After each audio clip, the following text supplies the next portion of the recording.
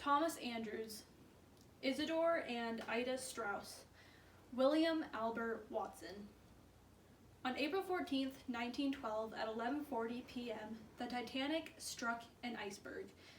At 12:20 a.m. on April 15th, distress signals were being sent out. And by 2:20 a.m., the Titanic had been fully submerged under the North Atlantic Ocean.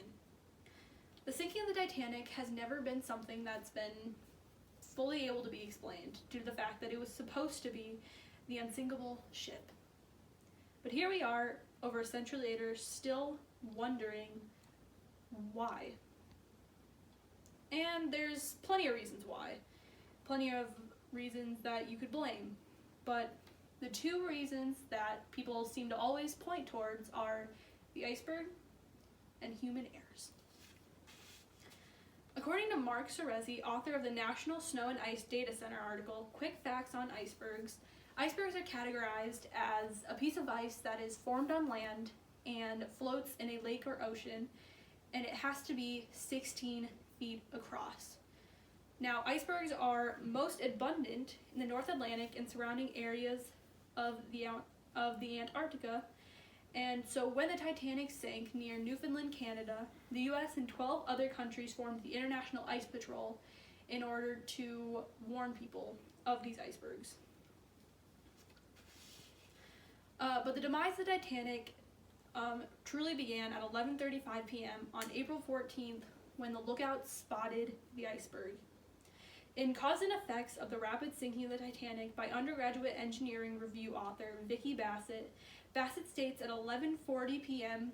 the Titanic sideswept the iceberg, which caused damage to 300 feet of hull, or the body of the ship, and this collision caused the iron rivets to become brittle, which caused flooding in 6 of the 16 major watertight compartments, and this water rushing into the right side caused the Titanic to tilt.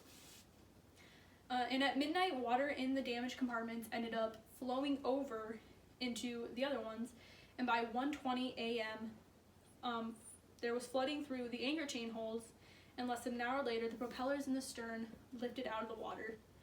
This flooding would continue until the Titanic finally went under. So the iceberg has always been considered the why when it came to Titanic sinking, but what if human errors were a better explanation?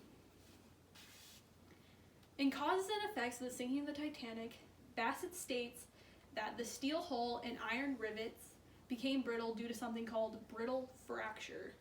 Now, brittle fracture is caused with the right combination of low temperatures, high speeds, and high sulfur content, which is easily attainable when you're traveling at 22 knots through the North Atlantic Ocean. And this ultimately is what caused the water to be able to get through the steel hull.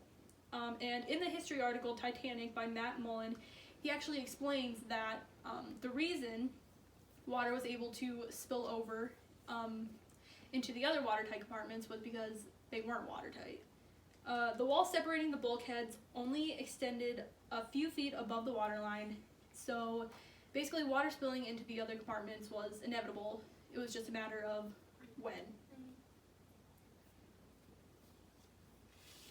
So as I said, the Titanic was traveling way too fast. In Why Did the Titanic Sink by history anchor Sarah Pruitt, she states that the Titanic was traveling at 22 knots almost the entire trip. And some people believe that this was for a better crossing time, while others believe that it was to control a fire in one of the coal bunkers. So on April 11th, many ships actually sent out iceberg warnings to the Titanic. According to the article Titanic Preventable Disaster, written by Elizabeth Enke of Polymer, there were 7 iceberg warnings sent out by 7 different ships, and these were taken into account but ultimately ignored by the captain and the telegrapher. And there were actually 2 more warnings sent out on April 14th, but neither were reported to the bridge, and one was actually met with a scolding by telegrapher Jack Phillips for interrupting him. According to Amy Tikkanen, author of the Britannical article Titanic. In the same article, it talks about lookouts Frederick Fleet and Reginald Lee, whose job was very difficult that night due to the fact that the waters were unusually calm and due to the fact that they had lost their binoculars. So when Fleet and Lee did notice the iceberg, they notified the bridge right away. This forced a decision, one that could have saved the Titanic and then the one that was actually chosen. Takanen talks about Officer William Murdoch and his decision to turn the ship left and reverse the engines even though it was way too close to avoid a collision. This turned the ship but slowed it down. And most experts believe that if the ship had been going straight, it would have survived due to the fact that it would have hit the iceberg head on. So the iceberg could be the reason that the Titanic sank, or it could be the flaws of the structure itself and the crew. At 3:30 a.m. on April 15th, the Carpathia finally came to the rescue. And over the next several hours, it would pick up people out of the ocean, and by 9 a.m. would be en route to New York City.